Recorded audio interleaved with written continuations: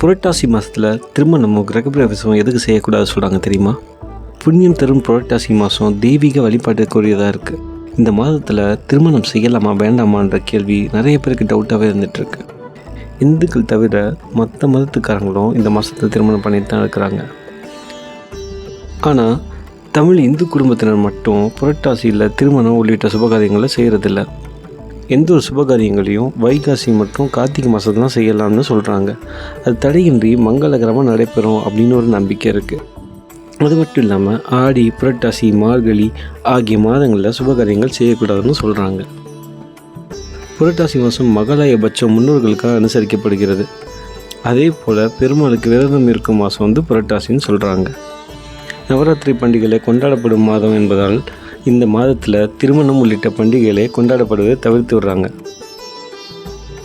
ஜோதிடத்தின்படி சூரியனின் கன்னி ராசியில் சஞ்சாரம் செய்யக்கூடிய மாதம் தமிழில் 6வதாக வரக்கூடிய புரட்டாசி மாதம் பெருமாளுக்கு உரிய அற்புதமான மாதமாக கருதப்படுகிறது.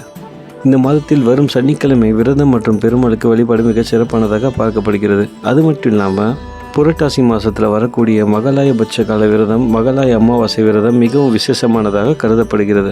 இந்த காலத்தில் முன்னோர்களுக்கு தர்ப்பணம் கொடுக்க உரியது.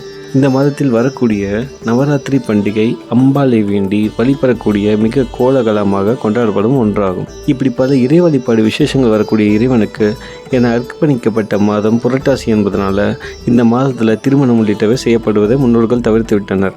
அதே சமயம் புரட்டாசி மாதத்தில் 60ஆம் எழுதம் கல்யாணம் பண்ணலான்னு சொல்கிறாங்க. அது மட்டும் இல்லாமல் வளைகாப்பு செய்யலாம்.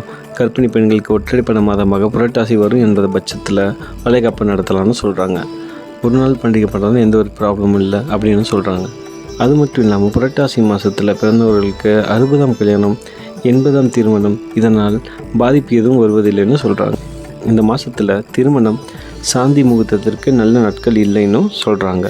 ரொம்ப மிக முக்கியமான விஷயம்னா கல்வி கற்க தொடங்கலாம். புரட்டாசி மாதத்தில் நவராத்திரி பண்டிகை நாளின் கடைசி நாளான விஜயதசமி அன்று கல்வி கற்றுக்கொள்ள தொடங்கினால் நல்ல கல்வி அறிவு கிடைக்கும், வாழ்க்கைக்கும் பயன்படும்னு சொல்கிறாங்க. அதே போல் விஜயதசமி அன்று குழந்தைங்களுக்கு புதிய விஷயங்களை கற்றுக் கொடுக்க தொடங்கலாம், புதிய தொழிலும் தொடங்கலாம்னு சொல்கிறாங்க. மேன்மேலும் வளரும். பின்ன மொட்டை அடிக்கலாமா இந்த மாதத்தில் அப்படின்னு நீங்கள் கேள்வி கேட்டால், மொட்டை அடிக்க காது குத்த இந்த மாதம் காது குத்த ஒரே நாள் மட்டுமே தான் உள்ளது.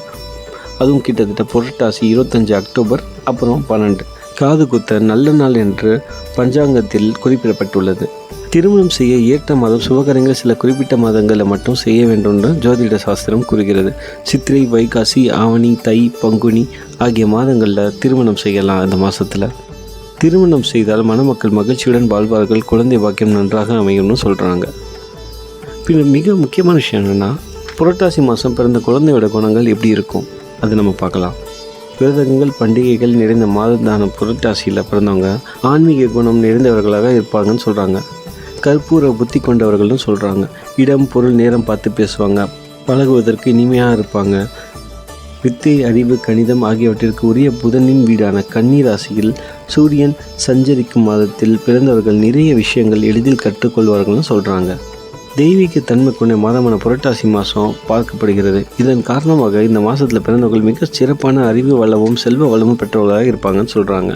குறிப்பாக இந்த மாதத்தில் பிறந்தவங்க மற்றவங்களோட மனசை எளிதாக புண்படுத்த மாட்டாங்க. அதோடு பயன்படுத்துவதையும் ஒருவரின் கருத்தையும் கற்பூரம் போல மிக கச்சிதமாக புரிந்து கொள்ளும் ஆற்றல் மிக்கவர்கள்.